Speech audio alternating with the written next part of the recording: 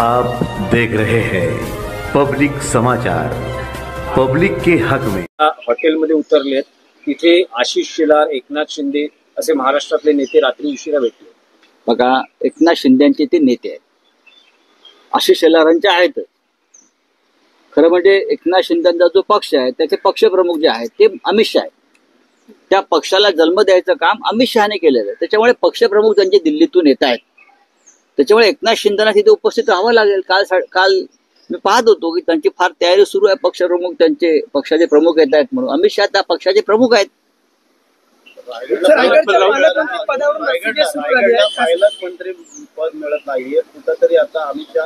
जर या राज्याचे मुख्यमंत्री गेल्या अनेक महिन्यापासून नाशिक आणि रायगड या दोन प्रमुख जिल्ह्यांना पालकमंत्री देऊ शकत नाहीत, मी सांभाळेन म्हणता, हे काय काय सांभाळणार आहेत? मी सांभाळेन, तुम्ही पालकमंत्र्यांच्या तिढा सोडवू शकत नाही, तुम्ही काय राज्य चालवणार? रावसाहेब, एक विषय आहे की महात्मा फुलेंच्या संपूर्ण जीवनावर आधारित फुले हा चित्रपट प्रदर्शनाच्या वाटेवर आहे, पण आता तो वादात सापडलेला, त्यामुळे वादात सापडायचं कारण नाही। महात्मा फुले आणि त्यांचं कार्य, त्यांचं जीवनचरित्र ह्याबाबत कोणताही वाद असता कामा नये। या देशामध्ये सामाजिक सुधारणेचा पाया जर कोणी रचला असेल तर तो ज्योतिबा फुले महात्मा आणि सावित्रीबाई फुले यांनी रचलेला आहे।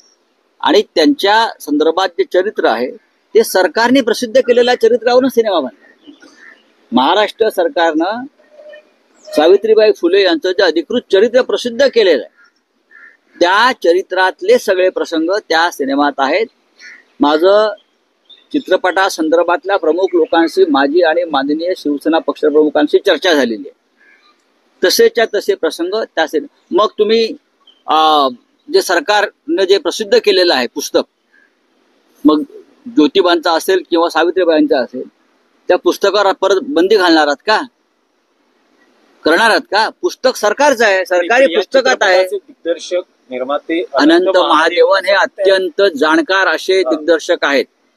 अनंत महादेवन यांनी उत्तम प्रकारे अशा प्रकारचे सामाजिक बांधिलकी असलेले चित्रपट त्यांनी निर्माण केलेले आहेत। सामाजिक बांधिलकी मानणारा हा दिग्दर्शक आहे, एवढं सांगतो। म्हणतात की मी स्वतः ब्राह्मण आहे, कोणतेही कट्स जसाच्या तसा सिनेमा रिलीज करणार, हे महाराष्ट्राचे मुख्यमंत्री देवेंद्र फडणवीस यांची जबाबदारी आहे। हा चित्रपट कोणत्याही कट शिवाय लोकांसमोर आणणं हे सेन्सॉर बिन्सॉर काय नाही, हे सेन्सॉर म्हणजे त्यांचेच गळ्यात बांधलेले सगळे लोक आहेत। ते पट्टे काय असतं सेन्सॉर बिन्सॉर? हो, तुम्हीच नेमलेले लोक आहेत ना, ते काय मोठे तटस्थ आहेत, सगळे भाजपचेच चमचे आहेत सेन्सॉर बोर्डावर। ही राज्याचे मुख्यमंत्री देवेंद्र फडणवीस यांची जबाबदारी आहे। फुले चित्रपट जसा आहे तसा बनवलेला लोकांसमोर आणणं, तो हिंदीतला आहे, देशभरात जगभरात तो जाणं फुल्यांचं कार्य, ही देवेंद्र फडणवीस यांची जबाबदारी आहे। बरं का? ते सेन्सॉरवर टाकतील, ते त्याच्यावर टाकतील, आम्ही ही ढोंग सोंग खूप पाहिली आहेत त्यांची। सर, भाजपचे खासदार उदयनराजे असं म्हणतायत की प्रतापसिंह राजे नाही, मला बघा की असं आहे की मला त्यांच्या इतिहासाविषयी माझ्याकडे फार माहिती नाहीये। तुम्ही छत्रपती उदयनराजे यांच्याशी बोला। धन्यवाद।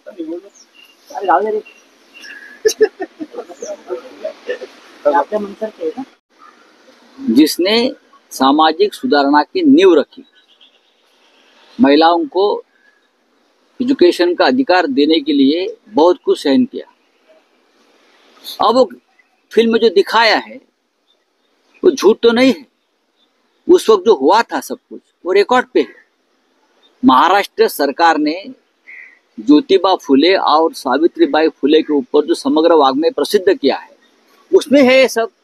ये सरकारी किताबों में है ना, वही तो दिखाया है फिल्म में। तो सेंसर बोर्ड यहाँ आती कहाँ?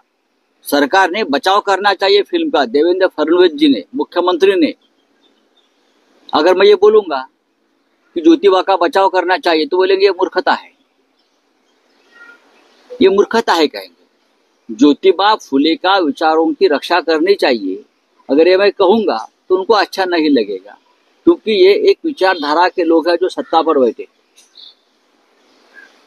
फुले सिनेमा के कुछ दृश्य हमने देखे हैं और वो सच है, वही दिखाया है।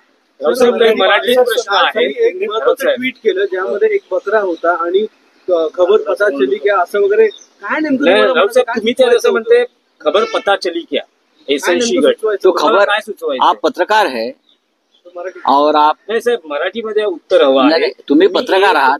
ट्विट केलंय, एक बकरा आहे, तुम्हाला काय सुचवायचंय? महाराष्ट्रातला एक बकरा आहे आणि तो बकरा खडकाच्या लाकडावर उभा आहे. ते कापतात ना, ते आपण पाहिलं असेल कधी मार्केटला गेला असाल तर किंवा गावाला गेला असाल तर त्या लाकडावरती खडकाच्या त्या बकऱ्याला आता उभं केलेलं आहे आणि बकऱ्याला सांगितलेलं आहे, फार शहाणपणे केलं असतं मान उडली, गप्प उभं राहायचं आणि बेबे करत राहायचं.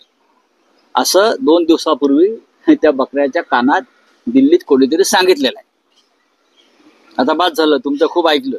नाही, पण तुम्ही खाली असं म्हटलं एसएनसी गट. मग काय आहे?